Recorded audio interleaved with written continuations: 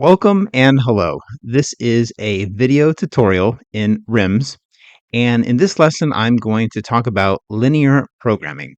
What we're going to be doing is solving a linear program just by observation in hand, and then after that, we're going to involve the WRIMS computer program that's used for solving large hydrologic water resources models. All right, so let's go ahead and get started. What I have on the screen here is my RIMS. We're going to come back to this in just a moment. But first, a quick word about linear programming. Linear programming is a method for optimizing a linear objective function that's subject to linear constraints. In fact, if you go ahead and visit my YouTube channel, click on playlists, and then scroll all the way down towards the bottom, there's a playlist here for operations research. This is a playlist that includes a lot of videos such as linear programming. Like here's one linear programming 3, linear programming 1, 4, and 7. So there's a lot of other videos, but if you're a nerd like me and like operations research, then there's some extra linear programming video examples on that playlist. All right, let's go ahead and do an actual linear program problem. This is the problem that we're going to solve in this particular video. And it says this: solve for variable x1 and x2. Well, what we want to do here is maximize 3x1 plus 5x2. We could just set that equal to z. So we want to maximize this z variable subject to the following constraints. So x1 is at most 4, x2 is at most 6. There's also a 3x1 plus 2x2 is at most 18. And then finally, a non-negativity constraint. All right. Now, just from observation, you could draw this out and sketch it, figure out the answer that way. But we know that x2 is 5/3 as valuable as x1 here. So x2 constraint's probably going to be active. Let's check it out. Yeah, so x2 is a maximum of 6 according to this constraint. And if 6 is maybe 12 from 18 is 6, divided by 3 is 2. So there's your answer. X1 is going to be 2. X2 is going to be equal to 6. So the second and third constraints are going to be active. This first constraint is not active because x1 equals 2. And of course, the non-negativity constraints are also inactive. So if I go ahead and check out the next slide, I do have the plot of what that would look like. If we started with an initial feasible solution of x1 equals 0, x2 equals 0 down here at the origin, then we would first x2 would enter the basis and we would pivot to this point up here for an objective function value of 30. And then for the second pivot, x1 would enter the basis and that would be a value of 2. So that we have a 2 and a 6 for an objective function value of 36. So z equals 36 at the optimal function value. What we're going to be doing here is using RIMS and using this exact same problem statement. Now, before we get started, I'm going to actually download some files from the Calsim 3 documentation page, which I also referenced in the previous lesson. Back to the browser, this first tab here is the Calsim 3 documentation. This is going to be the first link in the description of this video, so go ahead and check that out. And if you're following along, scroll down here to session 1 intro, click that in the left menu. And then over here, if you scroll down to the second row in this table, linear programming, WRIMS and WRESL plus, and then click on this simple LP problem right here, that should download, or it'll open up, and then you can just click on this download button right here. That'll download to your browser's default download location. All right, so let's go ahead and open that up and see what we have here. Simple LP, and then here are the files that we need to load in. Here's the launch file right here, and then here is the WRESL file. So I'm going to bring my project directory right here and just Control C and Control V to move those files over and also unzip them in the process. So I have the project files right here. I'm going to just move that out of the way, and then I can also delete the zip file because I don't need that anymore. Now when I have RIMS open over here in the Project Explorer window, I can go right-click, New, Project, and then I can also open up this dialog box by just going up to File, New, and Project, same thing. Okay, so go ahead and expand the general folder, click on Project, then click on Next. For a project name, I'm just going to call it 2_simple LP. You can call it whatever you want as long as it's unique, like it's not already the name of an existing project. And then for this project location, what I want to do is just paste in the path to the directory where that .launch file is saved. So that is right there. And then I should be able to click on finish. Okay. So the project is loaded up here in the Project Explorer. Next, what I want to do is expand. So just click on the expand triangle. Then I'm going to look at some of the files here. So we have our DV represents the decision variables. The SV is state variables. We have the initial. Here's the launch file.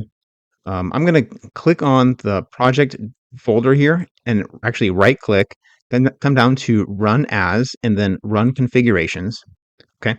Over here in the left menu, I'm going to expand this bottom one that says WRESL/RIMS2 application, and then click on this demo_LP. In this dialog box, I have a number of the parameters that are associated with this computation.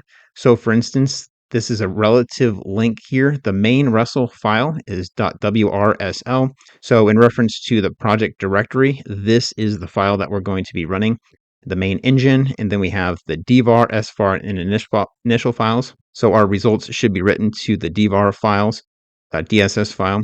Some of these other parameters are almost not really used for our particular problem because RIMS is used to simulate a simulation over multiple time steps. So you have like your start and end date time, but we're not actually doing that here. So a few of these parameters I'm just going to sort of ignore.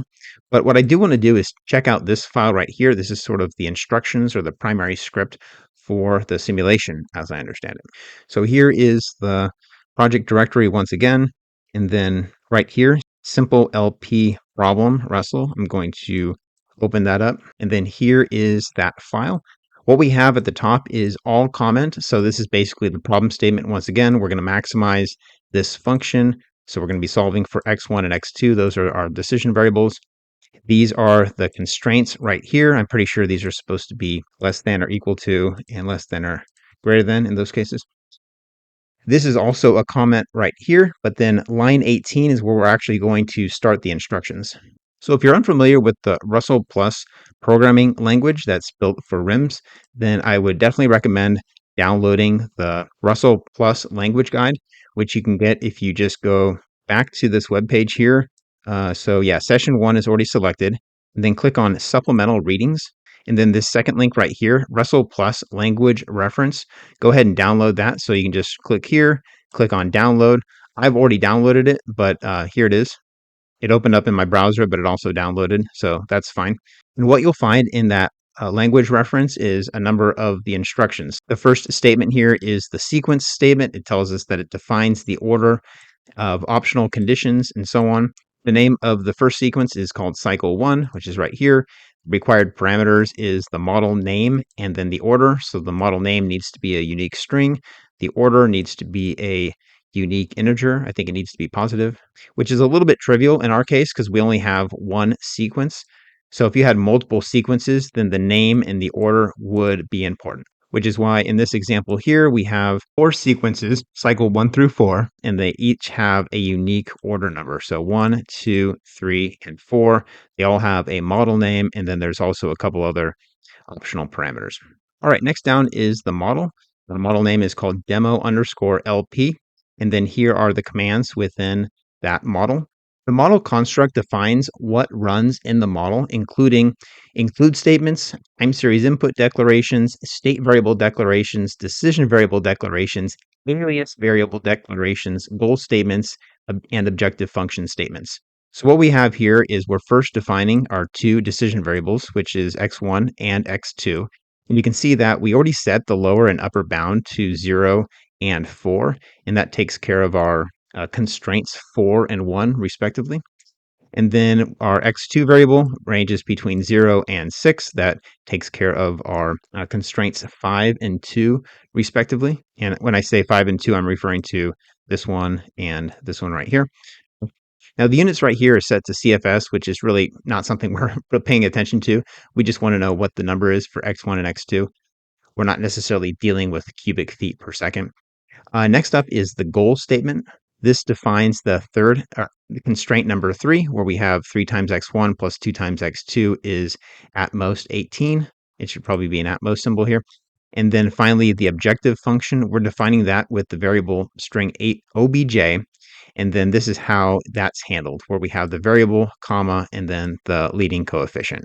The objective function value, of course, was 3 times x1 plus 5 times x2. So this is how it's denoted in the model. Okay, let's go ahead and run it. I didn't change anything in this file, so I'll just kind of move that off to the side. And to run this simulation, I'll just come down here to the bottom right and click on Run. I'll let that run. Okay, so that's done. And it looks like everything's good. I'm not seeing any error messages or anything. It's telling me that the decision variables have been written to the dv.dss file, which is our decision variables. So let's go ahead and open that up. I'm going to fire up DSS view real quick and open up that decision variable.dss file. So file, open. I'm going to navigate to the project directory, simple lp underscore dv.dss, and then click open. All right, so I have a path for variable 1, x1, and variable 2, x2. I'm just going to go ahead and open those up and look at the table data. And sure enough, it gives me the numbers 2 for x1 and 6 for x2. So we can confirm that those are indeed the correct values to maximize our objective function. We can also get those numbers over in the WRIMS interface.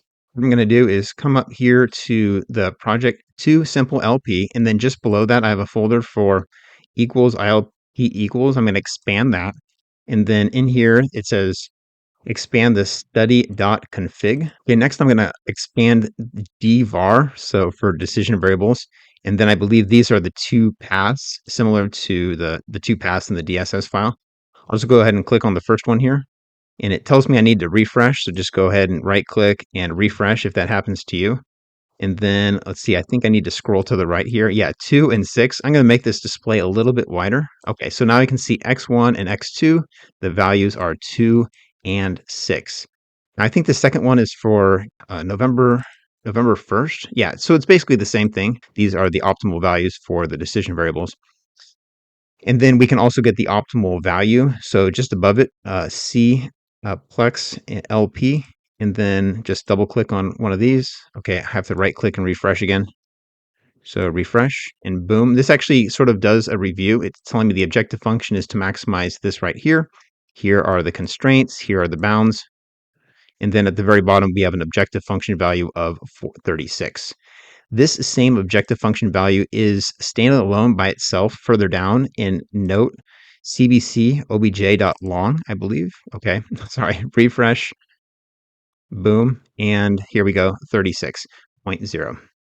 All right, so I'm going to close some of these windows, and then we're going to do a quick sensitivity analysis just to demonstrate how changing the objective function can change the decision variables. Back to our problem statement. Say, for instance, we wanted to set the objective function to be right here by changing the cost coefficients, making x1 more valuable than x3. In fact, it'd have to be more than this constraint right here.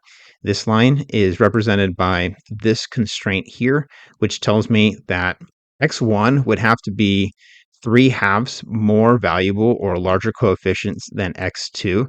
So 1.5 times 5 is 7.5. So if I replace 3 with 7.5, for instance, this would give me a non-unique optimal solution because the optimal solution would be parallel or basically lie on that constraint line. It'll be active, but it'll be also non-unique, I guess it's called. So any number greater than 7.5. So if I just said it was 8, then what that would do is this particular objective function gradient, as it's called, would be a little bit more vertical, and hence the optimal function value would be here. The first pivot would bring x1 into the basis. That value would be 4. And then x2 would enter on the second pivot, and I think that value is close to 3. Let's see here. So if x1 is 4, that's 12. So from 18 is 6, divided by 2 is 3. Yeah, so it would be 4 and 3. So let's go ahead and make those changes in our .wresl file, and then rerun the simulation in WRIMS and see what those results look like. All right, so back to WRIMS, or more specifically, what we want to do is bring our simple underscore LP underscore problems.wresl file back. And what I'm going to do is just change this 3 to an 8. Okay, I'm not going to change any of the constraints. And then further down here, what I'm going to do is change this 3 right here to an 8. and then I'm going to save it. All right. So we'll see what happens with that. Now I'm back in RIMS, and I'm going to just, again, right click on the name of the project, come down here to run as, run configuration. Then I'm going to click on the run button, wait for that to run. Okay, so that looks good. Let's go ahead and check out the results. Let's do so just directly right here in the interface. So I'll expand ILP, and then here are the decision variables. I'm going to double click, and then, oh yeah, I got to right click and refresh. Boom, here are the new optimal objective function values. X1 is 4, X2 is 3. The optimal objective function value is going to be larger than 36. I don't know what it is. I could calculate it, but we could also just get it right here. Right click, refresh. Okay. So it has the updated cost coefficient of 8, so it's no longer using 3. That's good to see. And then here is the objective function value of 47.0. So we could have mapped that out, but yeah, there it is. All right. Well, anyway, that was a introduction lesson on not only linear programming, but also how to download some files. We got to take a look at some of the WRESL Plus code and the syntax and how that works, as well as running a simple simulation in RIMS and then viewing some of the results.